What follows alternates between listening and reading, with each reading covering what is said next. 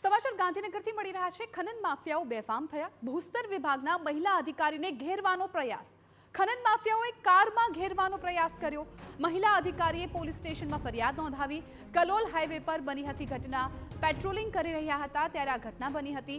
Dumper છોડાવીને ગયા બાદ મહિલા અધિકારીને ઘેરવાનો પ્રયાસ કરવામાં આવ્યો। છત્રાલ પાસે ચેકિંગ દરમિયાન કારને રોકવામાં આવી હતી। મહિલા ઇન્સ્પેક્ટર સાથે રકઝક કરી ડમ્પર છોડાવી નાસી છૂટ્યા હતા। સરકારી કામમાં અડચણ અને ખનીજ ચોરીની ફરિયાદ દાખલ કરવામાં આવી રહી છે।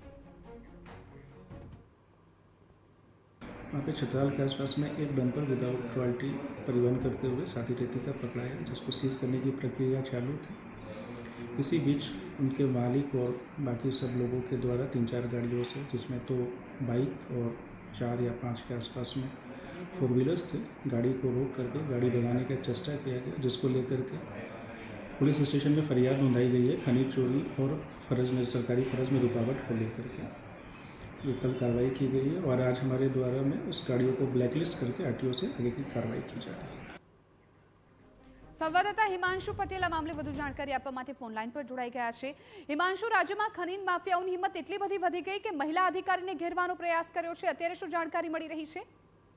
જી, વાત કરીએ તો ગાંધીનગરના કલોલમાં રોયલ્ટી ઇન્સ્પેક્ટરની ટીમ સરપ્રાઇઝ ચેકિંગમાં નીકળી હતી, જેમાં એક ડમ્પર ને રોકવામાં આવ્યું હતું। આ ડમ્પરની તપાસ કરવામાં આવી હતી, જે બાદ ડમ્પરમાં યોગ્ય જેના પાસે જે રોયલ્ટીના કાગળ નહોતા, જે બાદ ડમ્પરના માલિકો આવી પહોંચ્યા હતા અને આ ડમ્પર છોડાવી નાસી છૂટ્યા હતા।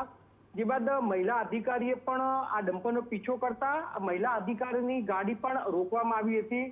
સમગ્ર મામલે ઉચ્ચ અધિકારીઓને જાણ થતા આ મામલે કલોલ તાલુકા પોલીસ મથકમાં ફરિયાદ નોંધાઈ છે અને આ તમામ જે પણ આ લીઝ ગ્રાહકો જે પણ આ ગાડીના માલિકો છે એને આરટીઓમાંથી પણ બ્લેકલિસ્ટ કરવાની કામગીરી કરવામાં આવી છે। જી બિલકુલ હિમાંશુ, આભાર સમગ્ર માહિતી બદલ। તો મહિલા અધિકારીને આ ખનન માફિયાઓ ઘેરવાનો પ્રયત્ન કર્યો હતો અને આ જ મામલે હવે ફરિયાદ પણ નોંધાઈ છે અને આગળ તપાસ પણ કરવામાં આવશે।